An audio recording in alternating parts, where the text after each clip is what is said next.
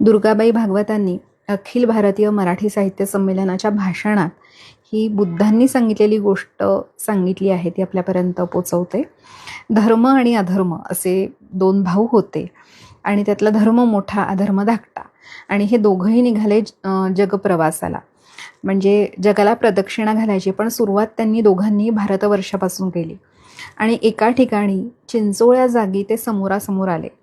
आणि मग धर्म म्हणाला, मी मोठा आहे, तर तू मान द्यायला हवास, तू बाजूला सरकायला हवंस. त्यावर अधर्म अर्थातच म्हणाला, अरे मी मुळातच अधर्म आहे म्हणल्यावर कसले नियम आणि कसले कायदे, तर बाजूला होणं हे काही माझ्या वृत्तीत बसणारं नाही, वाटल्यास तू युद्ध कर. मग धर्म म्हणाला की उगाचच युद्ध करणं हे काही मला पटत नाही, त्यामुळे मी बाजूला होतो, तू जा. तर धर्म बाजूला झाला, तसा अधर्म कोसळला.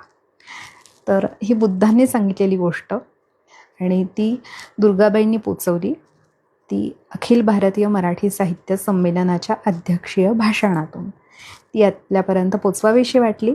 माझे व्हिडिओ कसे वाटतात नक्कीच सांगा. आपण भेटत राहू. नमस्कार.